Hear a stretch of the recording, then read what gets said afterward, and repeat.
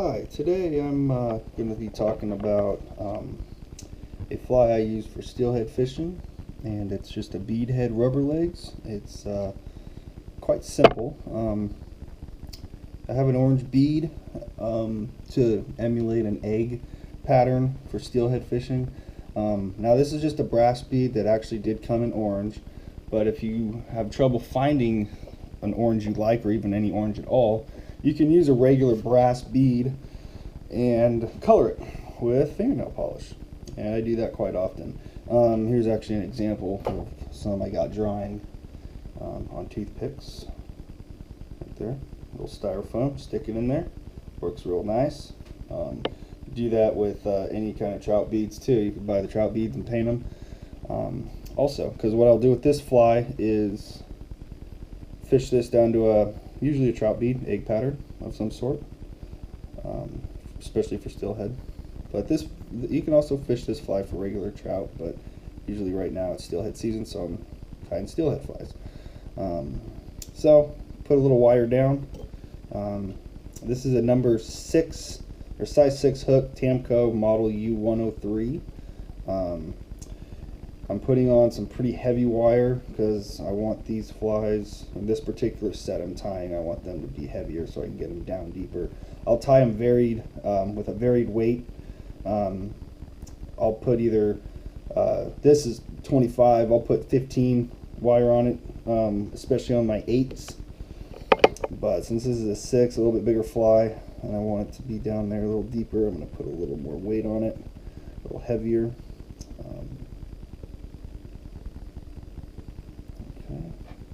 I'll punch my bar before I forget.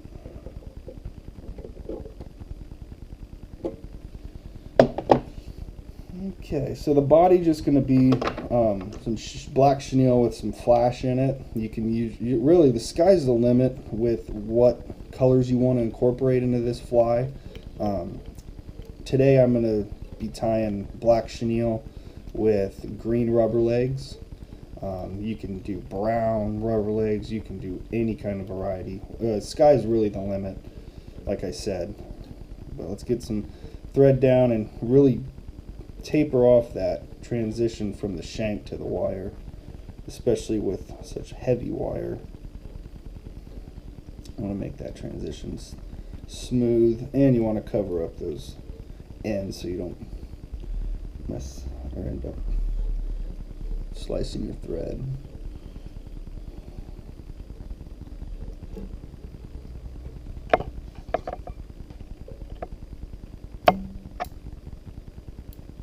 Okay. So now that we got that down, wrap it back to the bend. Lay down some base so you get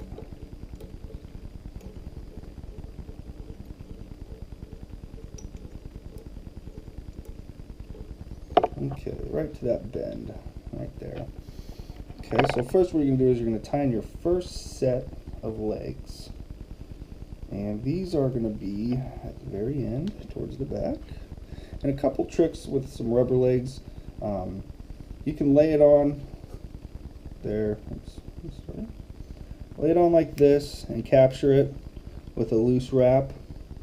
But sometimes it doesn't always work, and it's kind of a pain in the butt. So a trick is, if you're having finicky legs, is come from behind like so, and then wrap it in front and then up and around. So what happens is, see how I've captured my thread with my rubber legs, and now it just comes down and sits.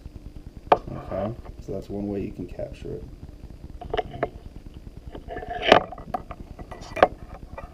See, I'm even having trouble with it. Okay, so once you get your first wrap in, you want to crisscross your wraps. So, like that.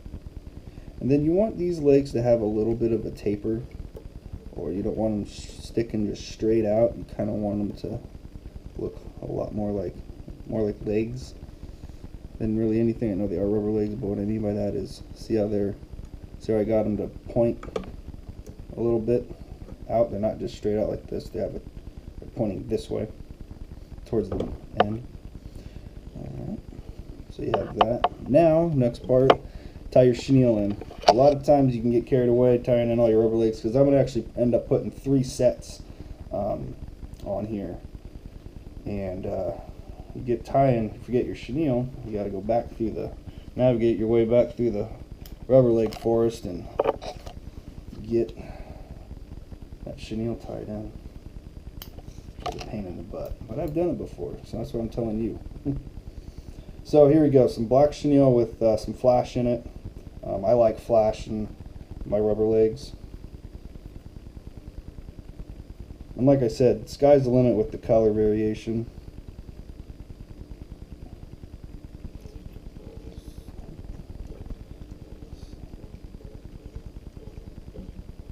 Okay, got my chenille in. Now I'm going to bring the thread up to just so it hangs right in front of the point of the hook, and I'm going to tie in my second set of legs.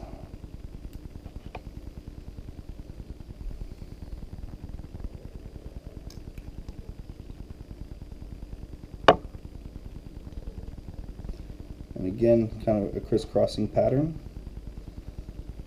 Tie those legs in. Whoops, I'm sorry, camera. Okay, then I'm going to go about halfway in the shank and tie in my next set.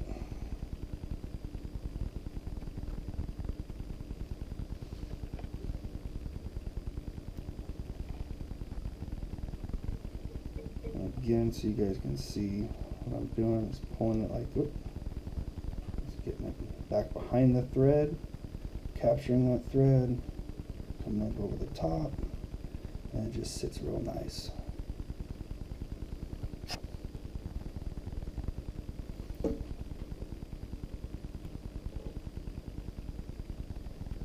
Again, crisscrossing pattern.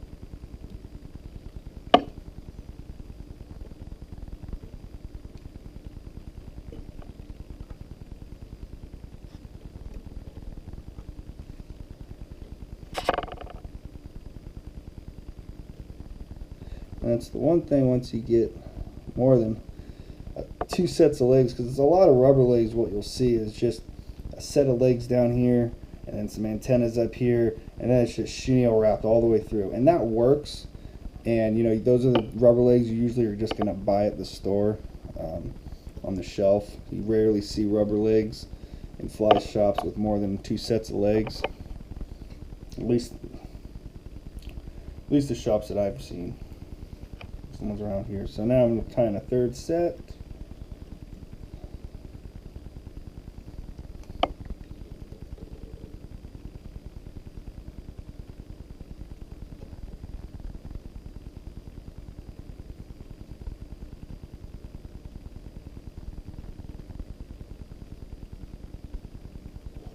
Okay, so now a trick with all of these rubber legs, and now it's time to wrap your chenille. It can get a little hairy, and it's hard to navigate through all of that. So what I do is you bring the first set of legs up, put a wrap in it, and it holds them up front like that.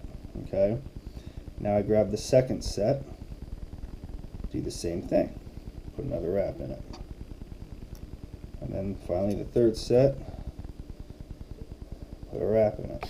Okay, and you'll see what's going to happen. What is going to happen is, as I start wrapping, they're all out of the way. Now I get to my first set of legs, take one wrap out, there they are. Now I can just work with that one set. And yes, sometimes the legs on the second set pop out like that one just did. So take that next one. There we go.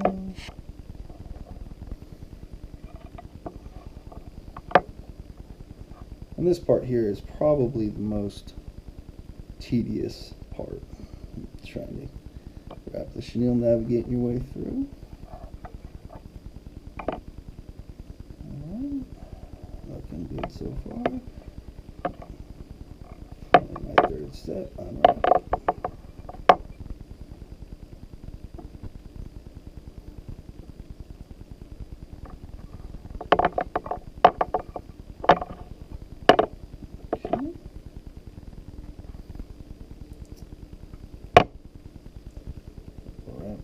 behind, now front. And also with that heavier gauged wire, one thing that inevitably does happen is you don't have to build up such a big head on the shank because it's already taken that space up. Now sometimes I'll tie in some antennas here.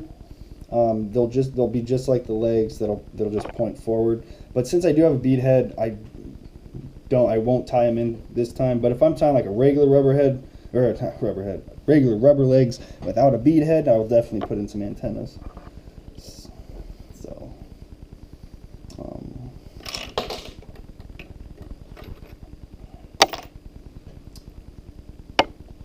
put in whip finish.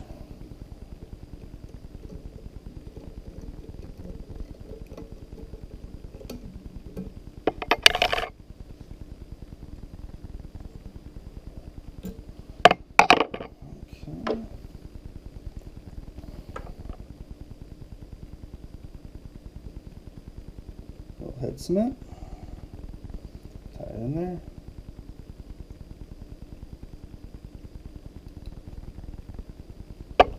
And now for the length of these, oh, you don't want them too long. Just a little shorter than the length of the body is what I usually like to do.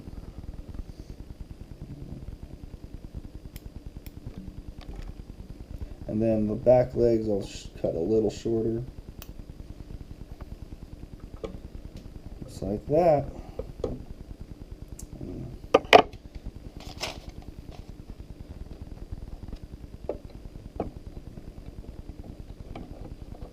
The styrofoam cup, great way to get your flies on there, to dry them.